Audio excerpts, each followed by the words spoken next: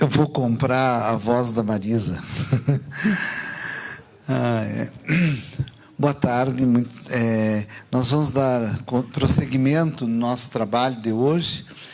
E essa parte da tarde, ela foi destinada à apresentação dos projetos que compõem, dos projetos de extensão que compõem o programa Política Migratória e Universidade Brasileira. O método que foi construído esse programa, eu vou falar um pouquinho assim rápido do programa, é um método caótico construtivo ativo.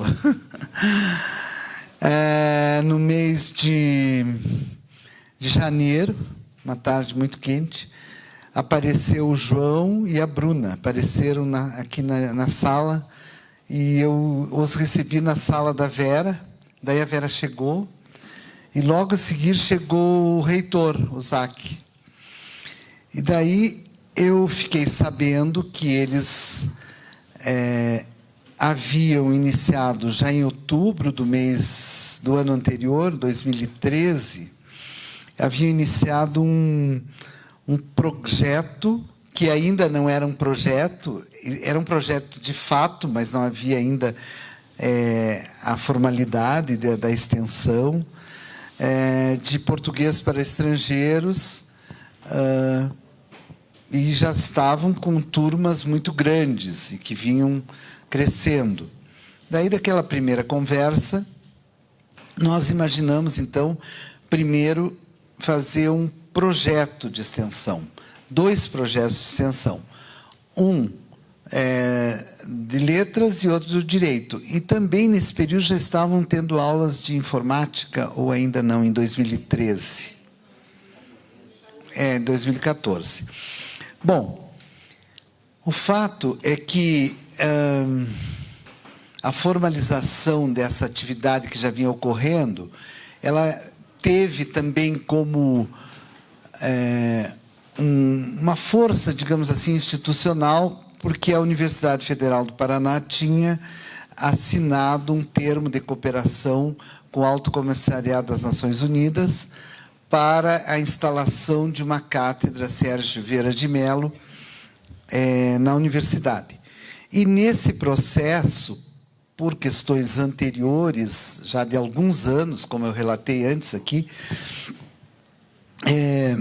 eu fui a pessoa indicada para assumir essa cátedra. A gente já tinha ido a eventos, feito eventos aqui na faculdade, nós já tínhamos um diálogo, inclusive, com a Gislene, da Geografia, o Caio, que esteve aqui hoje de manhã, o Gabriel, quando estudava aqui, já estava, e as 2 pessoas lá, a Elisete e o Gabriel, eram os 2 mentores dessa atividade, mas nós não tínhamos um projeto de extensão.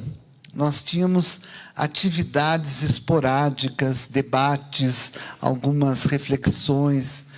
Então, faltava fazer projetos. E aí nós, graças a essa visita inesperada de verão, era janeiro, o João ainda estava de bermuda nesse dia, e nós começamos, então, fazer o projeto e nos integrarmos na ação do pessoal de letras.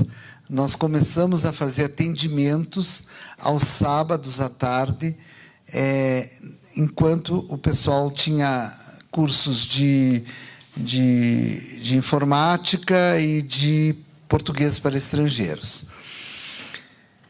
Daí que nós fomos construindo o projeto, abrindo editais para chamar alunos e tal. O grande problema, e hoje de manhã a professora Lúcia tocou no assunto, é que nós não tínhamos nenhuma bolsa, eu acho, na época. Nenhuma. Era todo mundo voluntário, todo mundo. Então, nós não tínhamos nenhuma bolsa. Aí, depois de muita luta, nós conseguimos uma bolsa. Depois, a gente teve uma reunião na reitoria e conseguimos um saldo de bolsas que ficou só no final do ano. Nesse meio tempo, nós nos inscrevemos no PROEST. E, finalmente, nós conseguimos, para o ano que vem, o PROEST. Também, nesse período, a gente começou uma conversa com o Ministério Público do Trabalho, porque nós tínhamos verificado que o ingresso de alunos estrangeiros não poderia se dar sem bolsas, porque não há como a pessoa se manter sem uma bolsa, por diminuta que ela seja, por pequeno que seja o valor. Também a gente foi, como eu já relatei hoje de manhã, até a Pró-Reitoria de Assuntos Estudantis e nos informaram que as bolsas permanência não poderiam ser destinadas a estrangeiros. Então, nós ficamos sem essa possibilidade. Daí, conseguimos um recurso do Ministério Público do Trabalho, que acabou resultando nas bolsas que alguns estudantes haitianos têm, e algumas bolsas para alguns estudantes do programa. O programa, para não parecer que eu estou só narrando um percurso, ele nasce de várias vertentes teóricas, digamos assim. Hoje de manhã a professora Lúcia mencionou longamente, explicou essa ideia de acolhimento. Também que está na base do ensino de português como língua estrangeira, que se conecta, de certo modo, com a ideia de hospitalidade que nós vínhamos já tocando de maneira ainda superficial. Eu, especialmente, eu tinha ganho um livro em 2000 e poucos, e tinha lido, tinha me apaixonado pelo livro de Derrida, sobre a hospitalidade, e daí também nós sentimos a necessidade de fazer uma reflexão teórica no campo do direito. O pessoal de letras estava fazendo, o pessoal do PET História, daí a psicologia estava no momento da gravidez, né? Então, depois do nascimento da menininha. Então, a gente foi fazendo isso, mas por trás da nossa atividade de extensão, permanece muito forte a ideia de mudar esse paradigma do estrangeiro, de mudar o paradigma da nossa hospitalidade, dessa ação do acolhimento, dessa efetivação das promessas do direito, enfim, um desconforto que nós vivenciamos. Então, estou falando em nome de um grupo, não consultei ninguém, mas eu acho que todos... Desconforto que nós sentimos entre, digamos, os discursos, muitos deles, e as práticas, e também a necessidade da gente pensar alguma coisa que nos dê mais, que nos coloque mais à vontade nessa caminhada, porque a todo momento também a gente percebe uma possibilidade de a gente estar sendo, como ontem o professor Spiros falou, de certo modo instrumentalizado, assim como as organizações da sociedade civil. Quer dizer, o Estado muitas vezes não realiza as políticas públicas, não realiza as ações necessárias, mas transfere para a sociedade civil e, em certa medida, para a universidade determinadas tarefas. E o outro foco, que eu chamaria um foco interno, da gente poder, e eu acho que esse evento tem esse efeito, de certo modo, traduzir para a universidade como uma comunidade universitária, enfim, uma instituição, né, e com afazeres próprios, a importância e a urgência desse tema estar na pauta das pesquisas, do ensino, da extensão. Então, essa dupla hélice, assim, uma questão voltada aos sujeitos, né, aos sujeitos migrantes, refugiados e apátridas. A preocupação da ausência, digamos assim, de de um tratamento que seja efetivamente de integração, não gosto da palavra também, mas a gente fica preso aos vocabulários, né? Enfim, de interação, de autonomia, de participação no espaço público. Isso também está muito presente nas atividades culturais que, especialmente, em vários momentos, o pessoal, principalmente o pessoal de letras, tem promovido. E a gente tem atuado em conjunto. Então, a questão da cultura, do cinema, da literatura, dos espaços públicos, das festas, né? Das comemorações, sejam brasileiras ou sejam de outra nacionalidade, tudo isso nos leva a reforçar essa ideia de que a presença do estrangeiro não é medo, mas também não é piedade, não é caridade, mas também não deve ser pena ou alguém que está só vulnerável, né? Então, a gente não é na troca, não é na economia da troca, de que eu vou receber para ele me dar trabalho ou cultura, mas é realmente no sentido que nós também podemos participar juntos na construção de momentos e de vivências e de trocas culturais, enfim, de ações que sejam que reafirmem a presença desse indivíduo não despido da sua cultura, não despido da sua subjetividade. Bom, então esse é o programa. O nosso programa hoje, eu não contabilizei nada ainda, mas a gente tem um público, digamos assim, de imigrantes e refugiados bastante forte, né? Um número muito expressivo. Continuamos com a maioria das pessoas como voluntários. Aguardamos, de maneira muito especial, que saia o PROEST do ano que vem, porque isso vai nos dar algum fôlego em termos de número de bolsas, que basicamente são bolsas que vão ser. Nós temos trabalhado também na universidade para construir instrumentos normativos que permitam a revalidação de diploma de uma maneira menos burocrática, menos difícil. Isso tem nos obrigado a dialogar com o governo federal, contando com o apoio do Acnur, das cátedras. Temos buscado também interagir com as organizações da sociedade civil, que trabalham com esse tema em Curitiba, e agora, com a criação do Conselho, a gente acredita que a gente vai poder dialogar também com as cidades e as regiões do interior do Estado, porque esse é um canal de diálogo que vai se abrindo.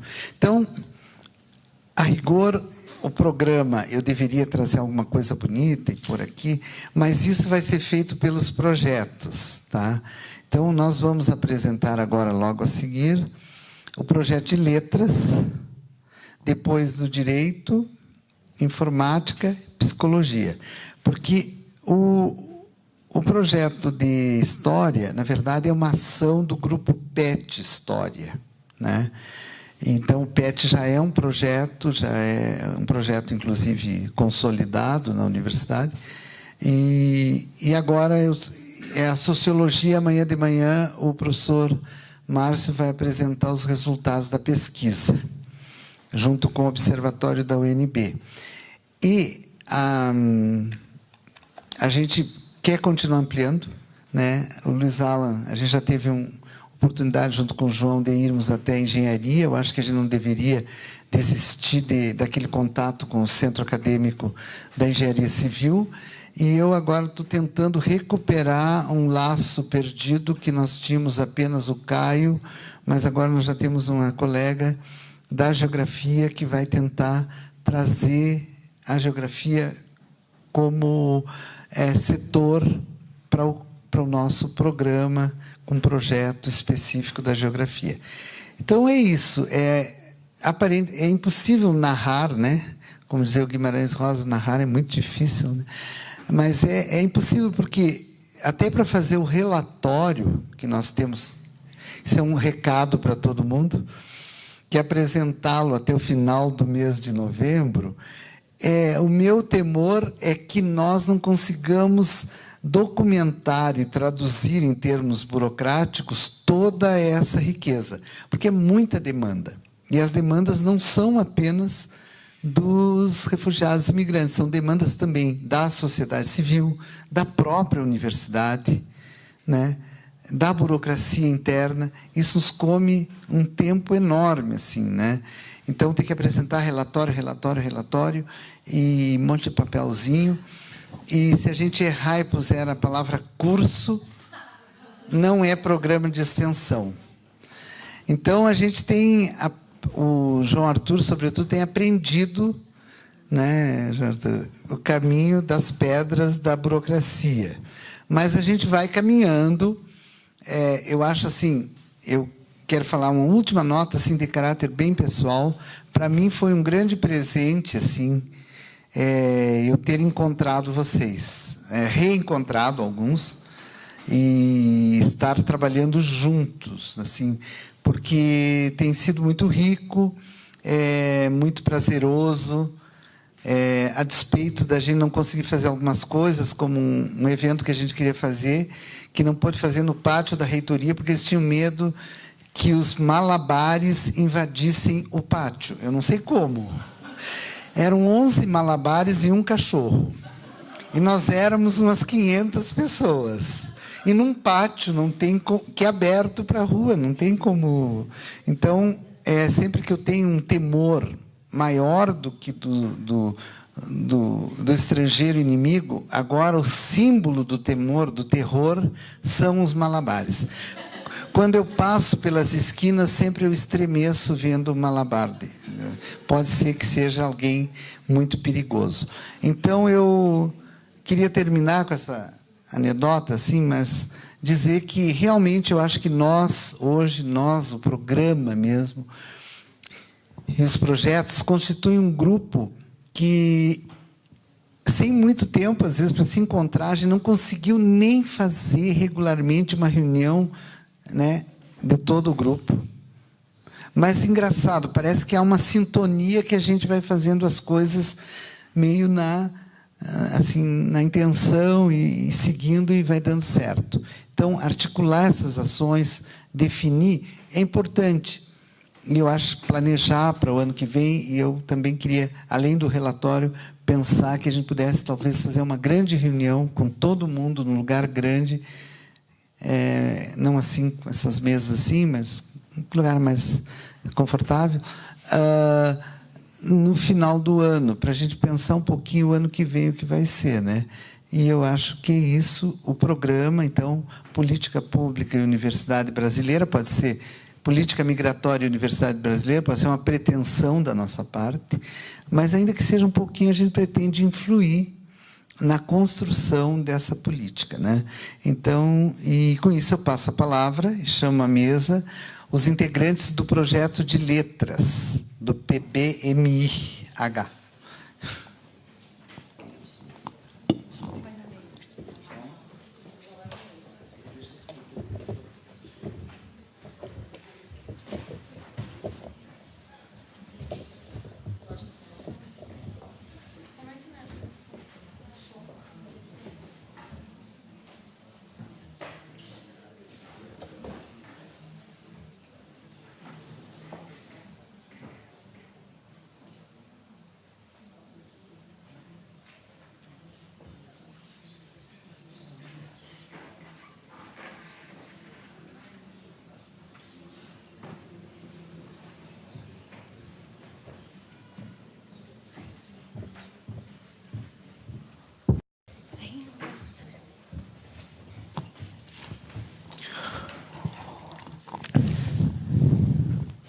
Bom, então, eu agradeço as palavras do professor Gidiel, né, meu colega, né, de alemão, quando eu tinha 15 anos de idade, né, nós fomos colegas, eu sempre tenho orgulho e sempre menciono para todos, né, enfim, esse fato, né? Então, eu agradeço também a todos, né, que participam aqui do projeto. É realmente, como o Gidiel falou, uma coisa bem bacana da gente poder fazer uma coisa que a gente considera importante junto, né? A gente sabe como é difícil você encontrar pessoas que pensam igual, e não é o caso, né? A gente pensa diferente, mas a gente tem objetivos parecidos, e na verdade o que a gente vê é que se você tiver uma coisa em comum que você compartilha, que você está a fim de passar para frente, já é o suficiente para a gente trabalhar junto, né? Então, o fato é que a gente tem várias, mas eu acho que se tiver uma só já é possível trabalhar junto, né? Então, eu acho que isso que é uma das coisas que pelo menos eu aprendi, que é possível desenvolver projetos, é possível desenvolver trabalhos e ter que são consequentes, né? Que tem realmente uma relevância, né? Então, eu digo isso porque às vezes a gente tem uma visão meio decadentista, uma visão meio pessimista, né, das situações. Então, para mim, pelo menos pessoalmente, eu vi que não é uma regra geral, não é algo que a gente possa se basear, mas que o contrário, sim, pelo menos nesse caso, é verdadeiro, né? Então, como vocês podem ver aqui, o Português Brasileiro para a Migração Humanitária, né? Ele, enfim, como ali está escrito, né? A gente começou, tem pelo menos alguma descrição, né, do projeto, né, e do contexto histórico, né? O início realmente foi com a Casa Latino-Americana e com a Prefeitura de Curitiba, né, que entraram em contato com a Bruna, aqui presente, que logo vai falar, e com uma demanda justamente de ensino de português, porque eles não estavam dando conta, ou tinha uma turma que acabou, e eles ouviram falar que existia essa possibilidade de curso, né? E a Bruna então falou com a professora Marisa, né, da possibilidade de fazer algum tipo de trabalho, né, ali pelo Selim, e a professora Marisa falou para conversar comigo, né, para ver se a gente podia começar alguma coisa, né? E foi junto com o Emerson, né, que não está aqui, que está trabalhando na UNILA, e lá também tem um projeto, né, de acolhimento dos haitianos, que a gente então decidiu que ia começar a fazer alguma coisa, né? Só para vocês saberem, foi então a Casla promoveu uma reunião na OAB, né, aqui de Curitiba, e ali a gente conheceu a Associação dos Haitianos de Curitiba, e então a gente foi fazer uma reunião logo em seguida com o pessoal da associação na Casla, e daí ali, era final do ano, e eles, aqui eu estou aqui no direito, eu posso dizer, eles intimaram né, a gente a começar alguma coisa, dizendo assim, a gente chegou tudo com o coração aberto, veja como nós somos, estamos aqui domingo à tarde, vindo aqui, né, com toda a nossa sabedoria, nossa disposição, e a gente chegou ali, todo mundo fala um monte de coisa, mas falaram que assinaram alguma coisa, mas ninguém, todo mundo assina, eu quero ver onde que está a assinatura, né? Quero ver fazer, né? E daí a Bruna, né, e o pessoal que estava ali começaram a falar, se a gente marcar daqui a 2 semanas e meia, a gente podia começar o curso. Daqui a 2 semanas e meia, meu pai, 2 semanas e meia. Quando eu vi, já tinha o mapa da universidade no quadro, onde estava lá, vai começar, daqui a 2 semanas e meia, vai ter o curso. E daí a gente começou a pensar, mas, putz, o que a gente vai fazer, né?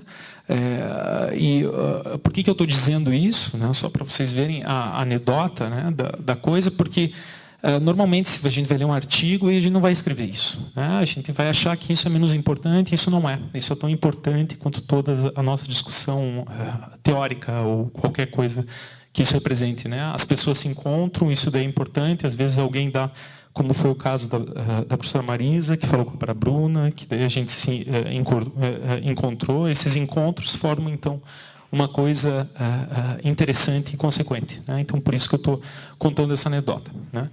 E então eu mandei um ofício. Eu era coordenador do curso de letras na época. Mandei um ofício para o diretor acadêmico, né, do curso de letras, dizendo porque o que a gente vai fazer. A gente não sabe nem quantos alunos vão vir. A gente precisa de gente, né, para ajudar. E mandei o ofício marcando uma reunião, né? E daí todos nós estávamos presentes nessa reunião, né? A professora Marisa, a Bruna, o Emerson. E apareceram 50 pessoas, né? Apareceram 50 voluntários, né?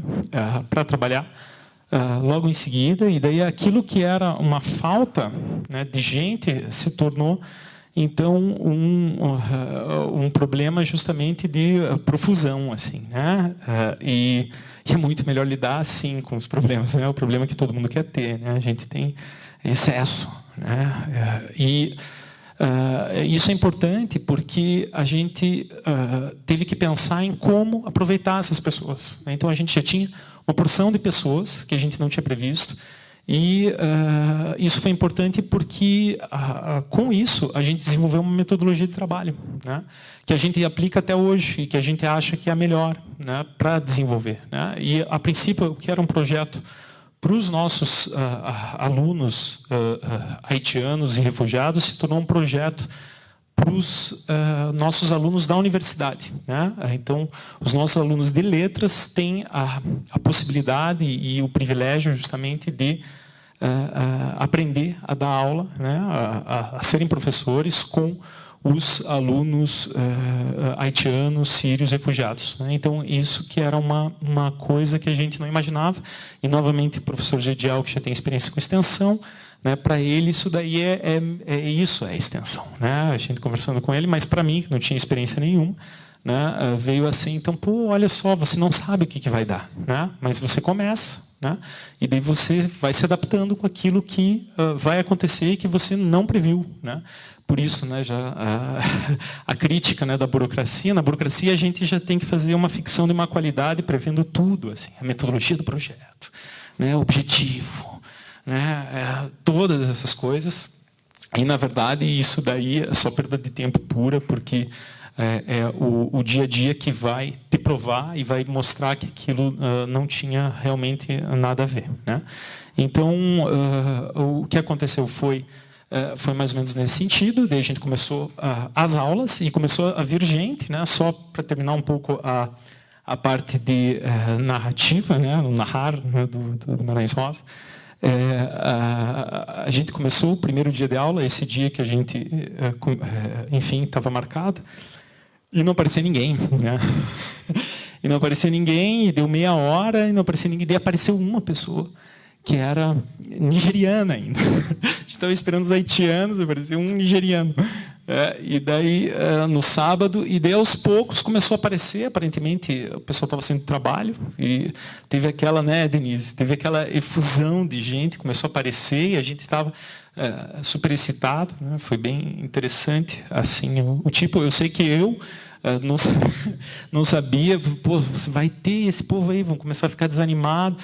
Depois apareceu um aluno, que inclusive está aqui no direito, trouxe 5 que estavam perdidos aqui no direito, né, na rua, estavam aqui, porque a gente dá aula na reitoria, não dá aula aqui no direito, então eles estavam perdidos aqui, trouxe 5, pô, deve ter mais gente que estava perdido, eu saí correndo buscar. Encontrei, inclusive, mais 3 que nunca tinham ouvido falar do curso de português, mas estavam passando na rua. Nunca mais voltaram, infelizmente, mas eles vieram pelo menos nesse primeiro dia, né? E então foi mais ou menos assim, como o Gedial falou, esse caos construto ativista, né? Que, enfim, como que a gente construiu esse tipo de coisa, né? E daí, então, só aqui, colocando em desenho aquilo que o Gedial falou, né?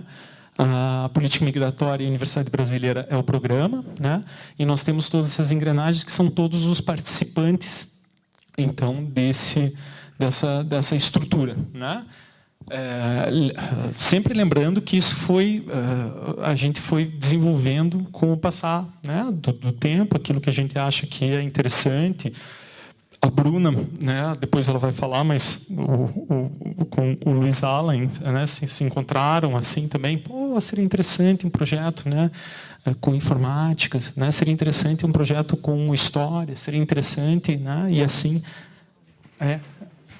Isso, e o que aconteceu, que a gente que é professor, a gente sabe o que acontece em relação à sala de aulas, uma vez que a gente começou as aulas com os migrantes, enfim, tem toda essa questão da afetividade, né, aluno, professor, e os alunos normalmente eles têm essa possibilidade de se sentir mais seguros, né, um ambiente neutro, né, isso a gente pode discutir, mas é um ambiente que ele se sente seguro para falar as coisas, né? E uma das questões que a gente tinha justamente a respeito do direito, que a gente começou a ver, por exemplo, que tinha alunos que traziam o Germano, né, que é um colega nosso, teve a ideia, vamos fazer uma análise do olerite de vocês, né? Ele gostava de dizer assim, que vocabulário que vocês querem saber? Eu quero saber como é que o que é betoneira, professor. Tá, betoneira, né? Porque é essa coisa que faz parte, né, bem freiriana, assim, né, da realidade deles, né? E um dia ele falou, vamos analisar o olerite, né, de pagamento. E daí o olerite que o aluno trouxe, ele viu que a empresa não estava pagando as horas extras, né? Estava pagando, ele fazia, sei lá, 3 horas extras por dia, pagava 2, enfim, não estava certo, né? E daí, o que a gente vai fazer com isso?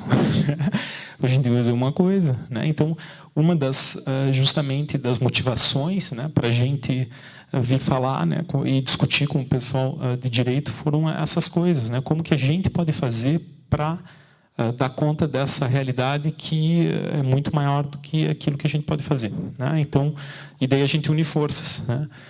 Como diz, né, o motto do Haiti, né? L'union fait force, né? L'union fait la force. Né? E daí enfim, e os outros projetos e participantes continuaram também nessa vibração, né?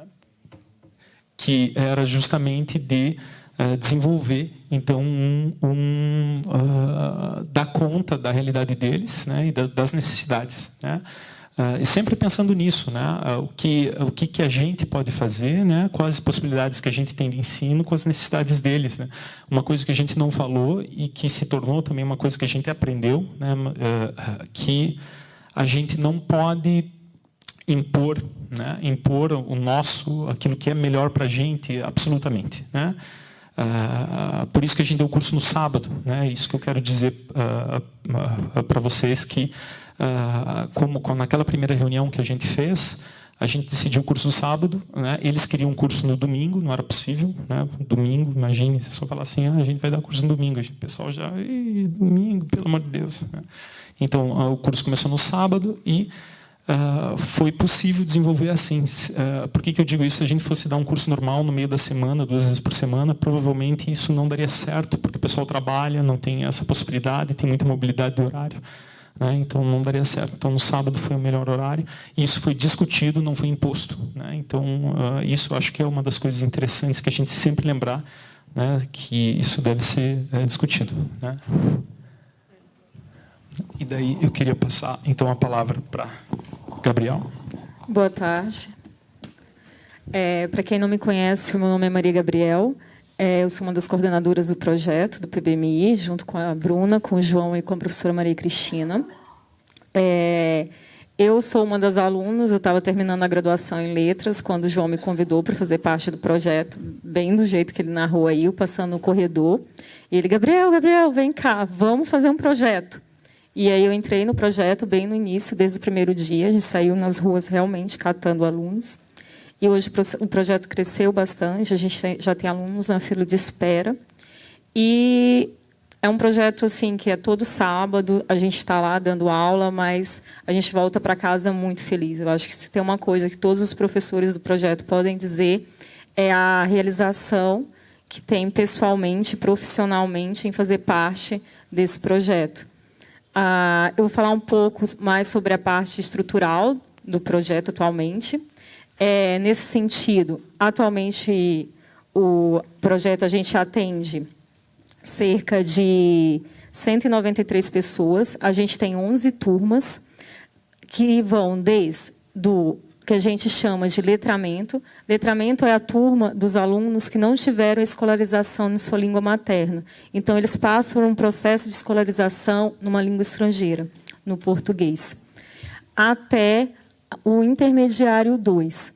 A gente tem 9 turmas específicas para haitianos, porque é a nossa grande maioria. O nosso público grande hoje no Paraná e que a gente recebe é de haitianos, mas a gente já teve alunos de outras nacionalidades e atualmente a gente tem 2 turmas que a gente denominou acolhimento, que funcionam na sexta-feira. As 9 turmas acontecem no sábado, à tarde, na reitoria, e as outras 2 turmas acontecem no Selim, que nos cedeu os espaços. As 2 turmas de acolhimento são turmas mistas, mas o nosso público maior são os sírios.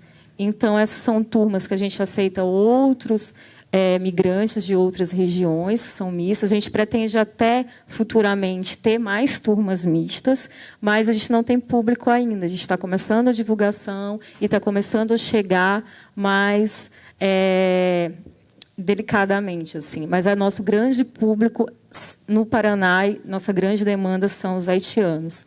Cada turma são turmas com vários professores concomitantemente. Eles dão aula como? Até porque nosso sistema, o Bruno vai falar um pouco depois, é um sistema que a gente denominou porta giratória.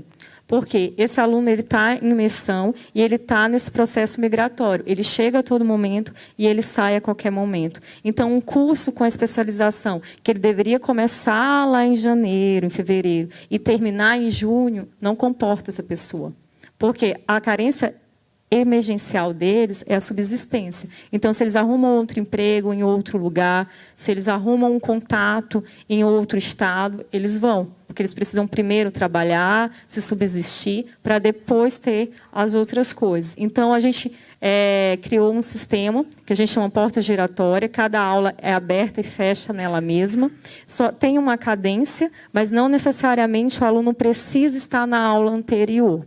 Então, como a todo momento a gente tem alunos novos, a gente tem que ter vários professores, até para receber, para acolher e para situar aquele aluno que chegou naquele momento. E também porque a gente trabalha de maneira específica. Desde o início do projeto, a gente foi desenvolvendo metodologias do que dava certo e do que não dava certo. Então, muitas vezes, a gente trabalha em grupos pequenos dentro da própria sala de aula. Então, por isso, a gente tem vários professores ao mesmo tempo em sala.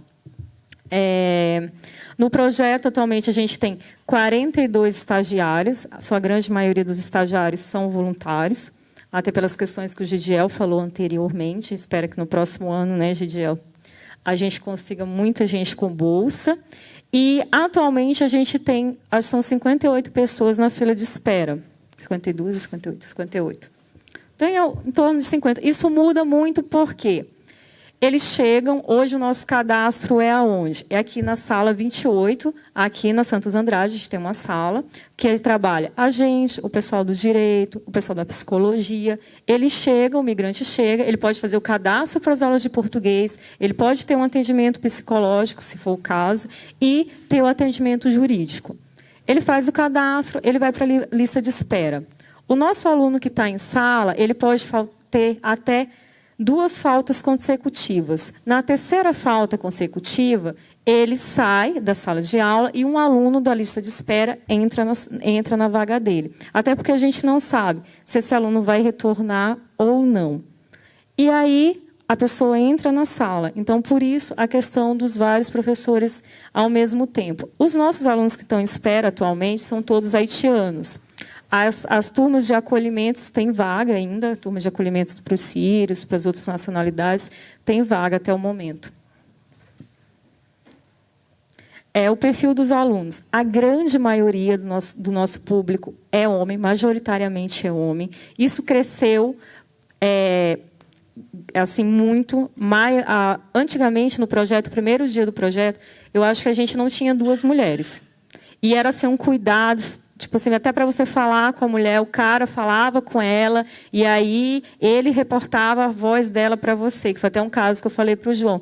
João, cara, não deixa a gente chegar perto da esposa. E é assim, por toda a questão de como é a mulher na cultura, na sociedade. Hoje, no projeto, a gente tem, no mínimo, 2 mulheres por sala. Então, isso cresceu muito, mas a gente vê ainda que, como a maioria delas trabalham em lavanderias, em hotelaria, elas não podem ter aulas sábados. E aí não pode ter nem sábado, nem domingo, nem hora nenhuma. Por quê? Porque trabalham por escalas e elas ficam sempre nessa condição. E é muito difícil ter acesso. Mas cresceu e vem crescendo, porque muitos dos que eram nossos alunos, essas mulheres que a gente tem hoje, a maioria são esposas dos alunos que vieram pela reunião familiar.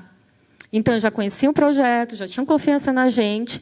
E hoje, as mulheres deles vão para a aula, as crianças vão para a aula, a gente tem vários bebês. Esse ano, a gente teve 3 mulheres que estavam grávidas. E aí a gente fez o que a gente chamou de aula chá de bebê, para apresentar vocabulário sobre assadura, sobre todas as coisas. E a gente fez, todo mundo trouxe fralda, como um chá de bebê no Brasil mesmo. E aí foi só com elas, puderam tirar todas as dúvidas. Até porque a nossa preocupação, depois a Bruna e a minha professora Maria Cristina vai falar mais sobre a nossa preocupação na produção do material didático, é de atender a necessidade emergencial dessas pessoas. Então, a gente ficou pensando, essa pessoa vai para a rede pública de atendimento.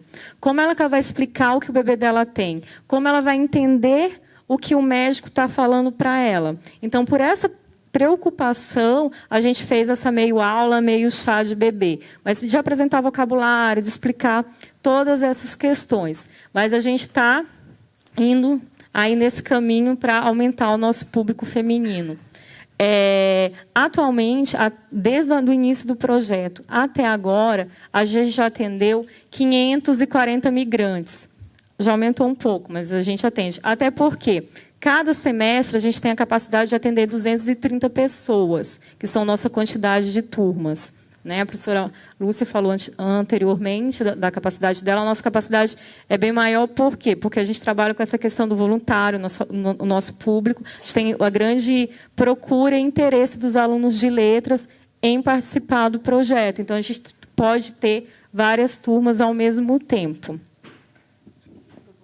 Agora vou passar para a Bruna. Olá, boa tarde. Uma ideia em questão à metodologia, né? Então, o que a gente faz quando a gente está em sala de aula, como é essa formação desses professores, desses estagiários, e qual é o conceito de língua que está por trás na construção do material e na proposta do português como língua estrangeira. Então, a gente tem trabalhado com o conceito de português como língua de acolhimento. Acho que a professora Lúcia Barbosa falou bastante sobre isso hoje de manhã. Resumidamente, então, essa língua é aprendida no contexto migratório e que está relacionada diretamente à inserção e à integração dessas pessoas na sociedade acolhedora, para esse recomeço. Então, a gente pontua mais uma vez essa urgência no aprendizado, os temas selecionados, em sua grande maioria, relacionados ao mercado de trabalho. Então, desde a produção de um currículo, que foi quando a gente chegou a conversar com o professor Luiz Alan, que isso se deu numa das primeiras aulas de português, quando a gente viu que eles não tinham essa familiaridade, né, com os computadores, até como se portar numa entrevista de emprego e até as informações muito que a gente discutia com o Gediel sobre a cartilha, de como transformar essas informações que são úteis sobre o sistema de saúde, sobre a educação, em material didático, como didatizar essas informações que são essenciais para esse recomeço e para essa chegada. Então, a língua de acolhimento está vinculada, então, à integração e à inserção, e tem uma discussão que nos parece muito interessante, que é repensar esse novo conceito do nós. Então, é uma via de mão dupla, a gente precisa claramente aceitar, mas também ser aceito, e redefinir esse nós, quem somos nós hoje em dia, e somos todos, inclusive eles. Eu acho que, em relação à porta giratória e também ao ensino em trânsito, também são nomenclaturas que a gente criou neste processo, Eu acho que a Gabi já explicou um pouco, né, essa questão de que eles chegam a todo momento e a todo momento eles podem ser inseridos em sala de aula. Justamente porque o migrante está chegando a todo momento, no nosso teste de nivelamento, ainda que a gente fazia lá na reitoria, todo sábado, quando a gente perguntava, uma das perguntas era quando você chegou no Brasil, e muitas vezes nós mesmos aqui estávamos atendendo, nós 4, e a resposta era assim, eu cheguei há 1 ano, ou eu cheguei há 1 semana, e tivemos já vários casos, eu cheguei hoje ou há 2 dias. Então, essas pessoas estão chegando a todo momento e elas não poderiam esperar 1 semestre para começar, ou terminar esse módulo para se inserir. E daí nós, da área, perguntamos, sim, os nossos professores estagiários perguntam, o que a gente faz em sala de aula? A gente está no meio de um tema ou de uma explicação e está um aluno novo que não pegou a explicação anterior. Pois é, então a gente tem que repensar a metodologia, é um contexto específico, a gente vai ter que ter uma metodologia específica para atender essa demanda. Então, por isso, a gente tem sempre de 3 a 4 professores em sala, onde tem um revezamento, mas também esse aluno novo que chegou hoje, ele vai ficar com um professor individual, colocando ele um pouco a par do que foi discutido, e acho que mais do que isso, né, pensando também nesse aprendizado, eu acho que o João falou, que com o projeto isso ficou muito claro, para os nossos alunos de letras e futuros professores, o quanto a gente aprende com essa dinâmica e com essas pessoas. Isso, vou deixar a Maria Cristina e eu volto.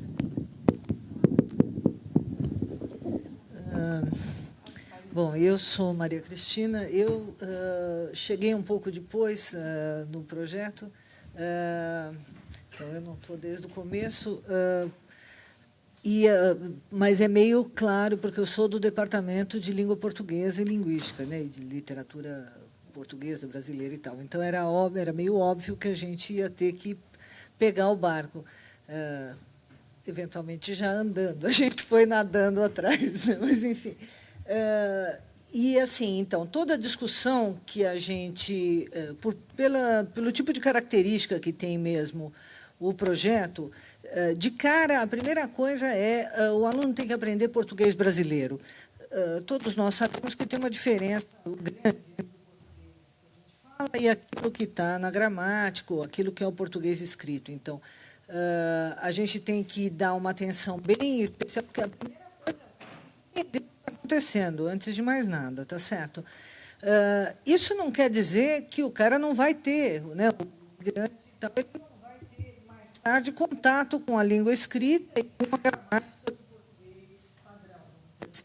Mas, de cara, a ideia é que ele tenha contato com o português brasileiro. Isso quer dizer que nós temos que saber o que é o português brasileiro, que características tem a gramática dessa língua que a gente fala, que são uma outra gramática, diferente, distinta daquela do português da gramática tradicional, tá certo? E isso é uma coisa muito interessante, então, para a formação dos alunos da gente, isso é espetacular, porque os alunos, em particular os alunos de português, eles têm uma formação que é para lidar com português como língua materna, ou seja, eles vão falar sobre a língua portuguesa para quem fala português, que, portanto, então, o português brasileiro é interessante, mas mais ou menos, né? A escola no Brasil o que faz é ensinar o português padrão. O português brasileiro todo mundo já fala, não precisa ensinar, tá certo? É o português padrão, é essa a função da escola, é isso que os alunos do curso de português devem fazer. Então, os alunos de português, em particular, né, que só fazem português, que integram o projeto, eles têm uma formação completamente nova, né, quer dizer, uma coisa completamente nova em termos do que é de metodologia mesmo de ensino e tal, e mesmo assim, do que ensinar. Né, que língua que a gente está ensinando, né, o que é que a gente precisa ensinar. E, além disso, porque assim, tem uma outra coisa que o pessoal de língua estrangeira sabe, e, bom, quem faz cursos de língua, né, todos nós sabemos, que é assim, quer dizer, quando você vai aprender uma língua estrangeira, tem certas coisas que são muito fáceis para você na língua estrangeira. Depende da língua que você vai aprender, tem muitas coisas assim que são elementares. Os caras falam, tá bom, não precisa insistir naquilo. Mas tem coisas que são muito difíceis. Isso depende, depende de uma série de coisas, mas uma larga medida depende de quais são as características da tua língua materna e quais são as características da língua que você vai aprender, tá certo? Cada vez que as coisas são iguais, vai tranquilo. Quando são diferentes, dá um tilt lá. Você precisa remar ali em cima, tá certo? Precisa trabalhar em cima disso. Então, claro que para a gente saber, a essas alturas, né, entender um pouco como é que funciona o creole haitiano, começa a ser crucial, tá certo? Por quê? Porque tem uma série de dificuldades que a gente vai observando os alunos da gente, eles vão mostrando assim que eles têm para aprender português, que eventualmente a gente não sabe de onde saíram, assim, a gente não entende o que o cara não está entendendo, inclusive. A hora que você aprende certas coisas do creole haitiano, você entende imediatamente, fala, o problema é, tá certo? Porque você já vê qual é a diferença e tal. Isso é uma coisa, quer dizer, isso que eu estou falando não é uma descoberta nossa, não. Por exemplo, pessoal de língua estrangeira, curso de português para quem é falante nativo de espanhol, por exemplo, né, o castelhano, enfim, isso já é no Brasil todo, já tem, por conta também dos convênios que tem, né, entre as universidades brasileiras e as universidades, por exemplo, da América Latina, a gente já sabe que quando chega um cara que é de falante nativo de espanhol, o curso de português que você tem que dar para ele tem endereço certo, tá certo? Porque tem um monte de coisa que vai ser muito fácil, algumas coisas que vão ser muito difíceis que você vai ter que trabalhar bastante. Então, é um pouco essa a ideia da gente também. Agora, claro, isso envolve... Porque, assim, enquanto o espanhol é uma língua que está descrita, tem gramática, a gente pode ver e tal, o creole haitiano não tem. Tem material produzido por gente na universidade e tal, mas não tem uma quantidade de gramáticas ou de descrições feitas e tal.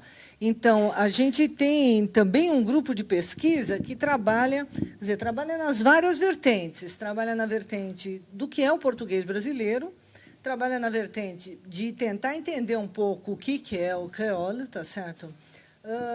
E, claro, qual é o tipo de material didático que a gente teria que produzir também para ter o efeito que a gente está querendo, quer dizer, dado que a gente está ensinando o português brasileiro para essa população, quer dizer, que tipo de material que a gente teria que produzir que vai funcionar, né, na prática da gente.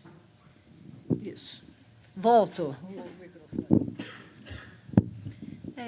Acho que rapidamente também, só para a gente concluir, uma parte bem que a gente tem visto como muito importante do projeto de português, mas também do programa, é essa parte das atividades culturais que a gente tem feito desde o início com eles, e pensando um pouco também na fala hoje de manhã do Gabriel e da Lúcia, desse pertencer e deles ocuparem esses espaços e da gente poder conhecê-los e conhecer essas culturas para, então, respeitá-las, né? Então, eu acho que a gente, como o João falou, a gente eles acabam se colocando muito em sala de aula e a gente se sente quase que na obrigação de fazer essa ponte, de ser esse porta-voz com a sociedade civil, enfim, com a cidade. Então, aqui acho que a gente listou algumas atividades que a gente fez nesse sentido, pensando na divulgação dessa língua e dessa cultura. Então, acho que eu não consigo ler muito bem, mas tem algumas fotos também. Esse é o último que aconteceu, que foi a visita ao Teatro Guaíra, que a gente levou os alunos no mês passado. Acho que, se você quiser ir passando, Carlinha, daí acho que são mais imagens.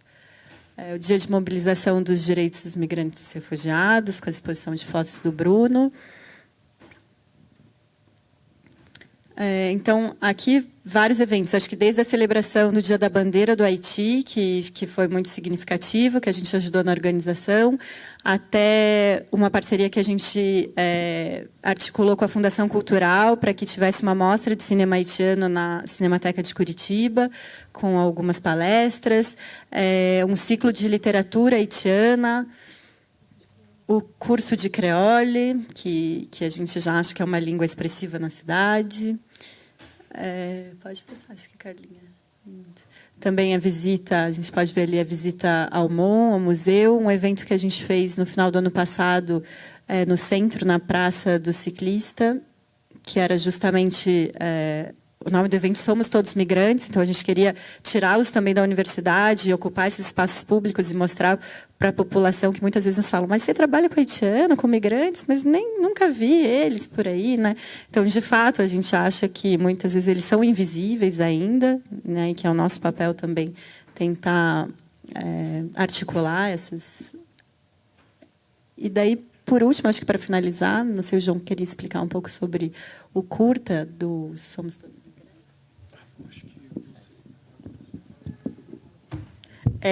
Nesse evento do final do ano, a gente pensou em várias ações do evento. Teve a banda Recife, que é uma banda de músicos haitianos. Teve uma fala das pessoas, dos haitianos, eles têm uma associação aqui em Curitiba. Teve uma mostra de cinema. E nessa mostra de cinema, a gente quis produzir, por mais que a gente não fosse técnicos, assim, né? Mas a gente produziu muito modestamente, assim, muito improvisadamente, um curta-metragem que chama Somos Todos Migrantes. E a intenção desse curta foi mostrar para o resto da sociedade que eles têm medos, amores e sonhos como todas as pessoas. Então, o curta a gente gravou e eles podiam escolher uma dessas 3 perguntas. Eles poderiam escolher entre qual é o meu maior sonho, qual é o meu maior medo e o que é o amor para mim. E aí, nesse curta, eles falam sobre isso, sobre quais são os seus sonhos, quais são os seus medos, quais são os seus amores, que são temas e são questões de todo mundo, são questões coloquiais na sociedade atual, para que as pessoas percebam que são pessoas igual a gente. Porque até parece, às vezes, estranho isso, mas quando a gente acompanha eles nesses eventos, tipo assim, no MON ou no Guaíra, que foi o último agora, que o Guaíra cedeu para a gente os ingressos para uma orquestra, a gente vê o choque das pessoas, porque, querendo ou não, são 200 pessoas negras num lugar que as pessoas não estão acostumadas a ver essas pessoas. Então, assim, é visível o choque das outras pessoas. E eles aproveitam, tiram fotos, curtem, passeiam, mas eu fiquei, a primeira vez que a gente foi no MON, eu fiquei realmente horrorizada, porque as pessoas realmente ficam incomodadas. Então, assim, isso pode ser uma tentativa romântica, mas a gente é meio romântico mesmo, e a gente começou esse projeto de uma maneira bem romântica, mas é uma tentativa assim, de ir conquistando as pessoas por outras questões. Então, agora a Carlinha vai botar o teaser, que é bem curtinho, e depois vocês olham o curta na internet, que está lá no YouTube. Vai finalizar com um poema. Então, enquanto está fazendo, acho que vai rolar. Né? Porque, enfim, a gente busca, né, na sociedade, a gente tem essas pessoas, né, que sabem lidar com a linguagem de uma maneira privilegiada e que possibilitam a gente chegar a uma forma de transcendência que a gente não consegue se eles não existissem, provavelmente, né? Da parte justamente da Síria, tem um poeta bastante interessante, né? E como a gente está recebendo muitos refugiados, eu acho que tem bastante a ver a gente lembrar, né, disso. Eu espero que um dia eu possa declamar em árabe, não é o caso ainda, né? Mas para aqueles que escutam um dia, eu espero que seja o caso, né? Que ele diz o seguinte, né? Eu agradeço ao pó que se mistura à fumaça dos incêndios e à adoça. Eu agradeço o intervalo entre bomba e bomba. Eu agradeço o piso que não cessa de sustentar os meus passos. Eu agradeço a pedra que ensina a paciência, né? Então, esse daí é um poema de Adonis, né? Ele fez para uma guerra específica no Líbano, mas obviamente serve para toda a guerra onde cai bomba, né, nas pessoas, né? Então, eu queria deixar isso para vocês, né, como reflexão também, né? Afinal de contas, a gente é de letras, né? A gente estuda literatura, então nada mais natural.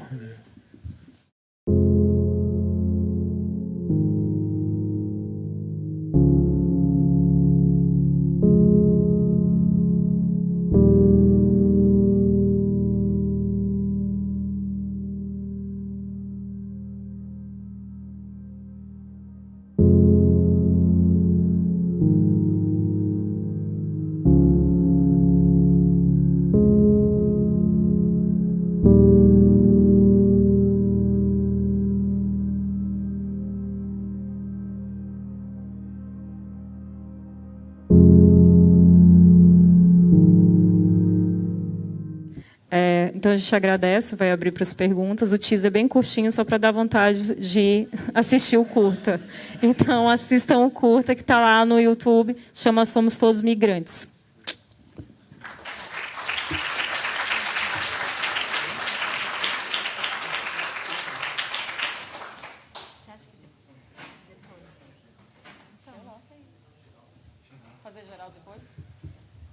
Então, as perguntas ficam para o final.